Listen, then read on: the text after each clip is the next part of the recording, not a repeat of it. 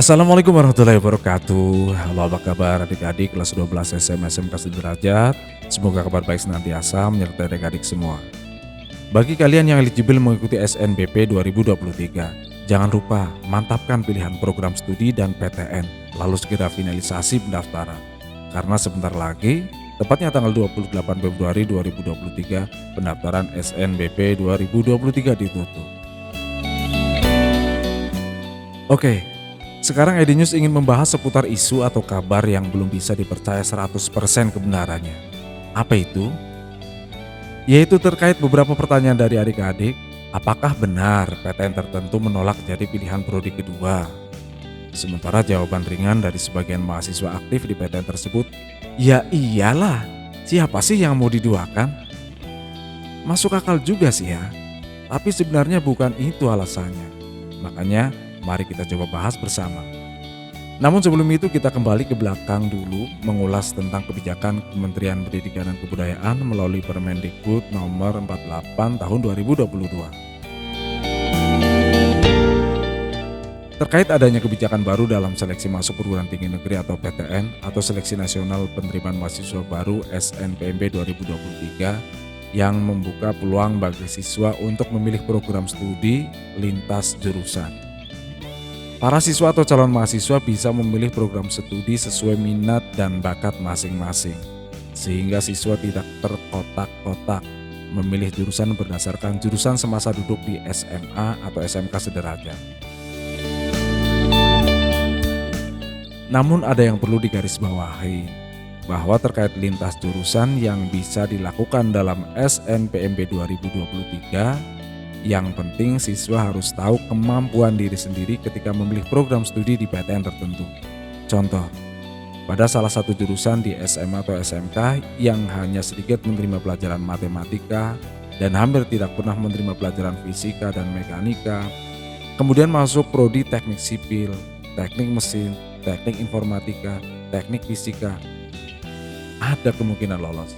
Namun bisa jadi akhirnya kurang nyaman dalam mengikuti perkuliahan, bahkan bisa drop out.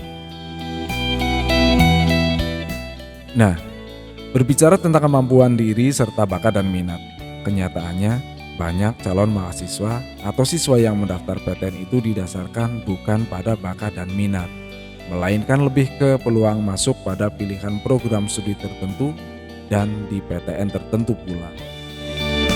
Oleh karena itu, mengenali kemampuan diri sebelum memilih suatu program studi dalam seleksi masuk PTN 2023 sangat diperlukan. Selain itu, calon mahasiswa juga harus jeli dalam memilih program studi yang diinginkan di perguruan tinggi agar jangan sampai setelah diterima di tahun pertama ada yang keluar, lalu pilih prodi lain karena tidak kuat mengikuti materi kuliahnya. Seleksi masuk PTN itu suatu proses untuk meranking peserta yang akan masuk suatu program studi melalui beberapa cara. Agar peserta dari beberapa kelompok masyarakat yang memerlukan pendidikan lanjut dapat terfasilitasi. Sistem seleksi masuk PTN juga membutuhkan jaringan sistem yang baik, sejak pendaftaran, pembuatan soal untuk SNBT, penilaian hasil seleksi, perankingan, dan pembagian hasil perankingan ke masing-masing perguruan tinggi. Oke, kita kembali ke topik awal. Benarkah PTN tertentu menolak jadi pilihan kedua? Katakanlah UI, UGM, Undip, Unsud, UNY, UNES, UNS, IPB, Unpad, ITB, dan lain sebagainya. Jawabannya, mari kita ulas dengan analogi sederhana. EDNews punya gambaran dengan kondisi seperti ini. Kita berasumsi bahwa pilihan prodi dan PTN pertama menyatakan prioritas pilihan kita. Dan PTN pun menyatakan bahwa siswa pemilih prodi pertama adalah prioritas pemeringkatan. Maka akan terjadi setidaknya ada 4 kondisi. Kondisi pertama, PTN 1 daya tampung 50, peminat 350 yang terdiri dari peminat target pilihan 1 200, pilihan 2 150. PTN 2 daya tampung 70, peminat 300 yang terdiri dari peminat target pilihan 1 200, pilihan 2 100. Sementara Pulan peringkat 70 di PTN 1. Dan peringkat 50 di PTN 2. Dalam kondisi ini, jelas Pulan tidak lolos di PTN 1 karena daya tampung 50, sementara Pulan peringkat 70. Dan tidak lolos pula di PTN 2, sebab daya tampung terisi oleh prioritas peminat pilihan pertama. Kondisi 2. PTN 1 daya tampung 50. Peminat 350 terdiri dari peminat target pilihan 1 200 dan pilihan 2 150. PTN 2 daya tampung 70. Peminat 300 yang terdiri dari peminat target pilihan 1 200, pilihan 2 100.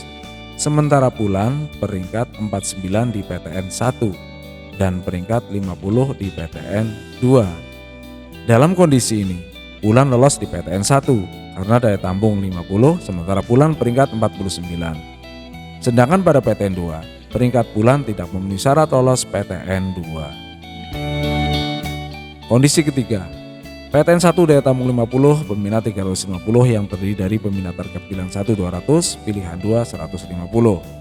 PTN 2 daya tampung 70, peminat 150 yang terdiri dari peminat target pilihan 1 cuma 50, pilihan 2 100.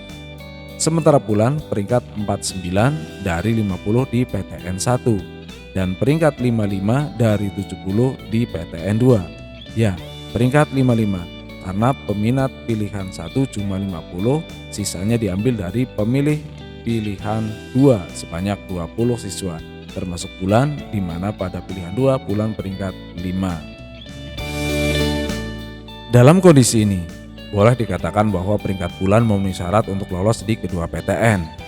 Namun karena PTN 1 menyatakan prioritas, maka Pulan lolos PTN 1. Sementara data di PTN 2 dianggap tidak memenuhi syarat karena sudah diterima di PTN 1. Kondisi keempat, PTN 1 daya tampung 50, peminat 350 yang terdiri dari peminat target pilihan 1 200 dan pilihan 2 150. PTN 2 daya tampung 70, peminat 150 yang terdiri dari peminat target pilihan 1 cuma 50, pilihan 2 100. Sementara Pulan di PTN 1 peringkat 51 dari 50 daya tampung. Di PTN 2 peringkat 56 dari 70. Ya, peringkat 56. Karena peminat pilihan 1 cuma 50, sisanya diambil dari pemilih pilihan 2 sebanyak 20 siswa termasuk Pulan di mana pada pilihan 2 Pulan peringkat 6. Kondisi ini menunjukkan bahwa Pulan tidak lolos di PTN 1 dan lolos PTN 2 karena daya tampung 70, sementara peminat pilihan 1 cuma 50, sehingga kekurangannya diambil dari peminat pilihan 2 sebanyak 20 termasuk Pulan. Hal seperti ini bisa saja terjadi, tapi kemungkinannya kecil pada program studi yang banyak diminati. Atas dasar gambaran 4 kondisi tersebut, jadi sebenarnya tidak ada istilah PTN menolak jadi pilihan kedua atau tidak mau diduakan, tapi lebih pada peluang. Maka jika kita merasa yakin dengan pilihan prodi dan PTN tertentu, jadikan prodi dan PTN tertentu tersebut sebagai pilihan pertama. Selain itu, pandai-pandailah mencari peluang. Baik adik-adik kelas 12 SMA SMK Sederajat yang eligible SNBW 2023, demikian ulasan ED News tentang pemilihan prodi dan PTN. Semoga bermanfaat. Terkait kebenaran dari prediksi tersebut, hanya panitia yang tahu. Karena yang kita tahu sampai sekarang bahwa sistem pemeringkatan didasarkan pada nilai rata-rata rapot seluruh mata pelajaran, nilai mata pelajaran pendukung program studi yang dipilih, prestasi, dan indeks sekolah. Akhir kata, salam sehat, salam semangat. Semoga kalian semua dilancarkan prosesnya sampai tahap daftar ulang di PTN jika kelak lolos. Wassalamualaikum warahmatullahi wabarakatuh.